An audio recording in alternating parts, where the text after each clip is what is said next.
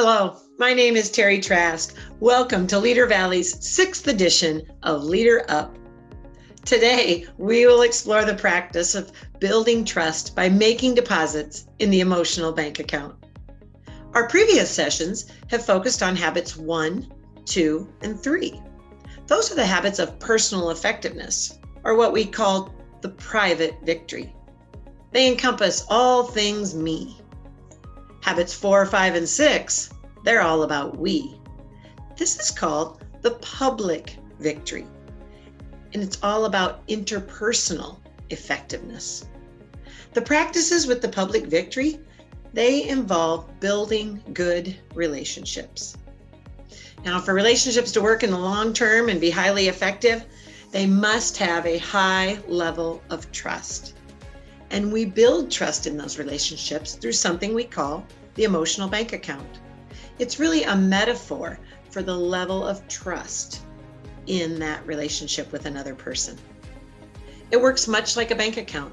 There are deposits and there are withdrawals. If you have a high reserve or balance with someone, communication is easy. And when somebody makes a mistake, there's enough buildup of deposits to absorb that mistake. If, on the other hand, there's a low balance, communication is strained, and it's really easy to get an overdrawn account. So to arrive at and keep that high balance with another person, you really need to make consistent deposits over time. Here's the challenge. Everyone has a different currency. What one person might consider a deposit, another may consider a withdrawal. That's why the very first deposit you can make for someone is to find out what their currency is.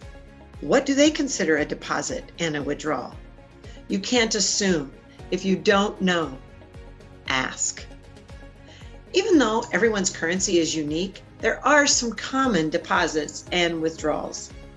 For example, keeping a promise is a big deposit. Breaking a promise, big withdrawal. And we've probably both been on each side of that account from time to time.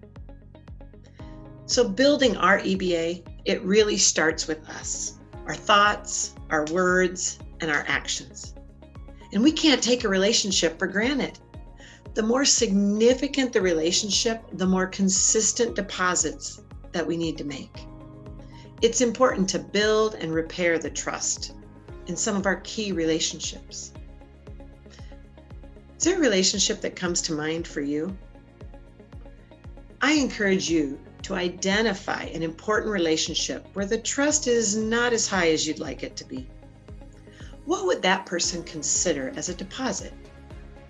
And what action can you take to increase the level of trust?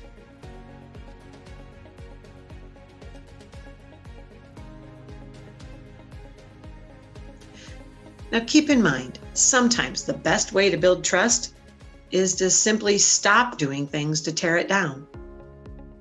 We wish you great success with your emotional bank account deposits and building trust.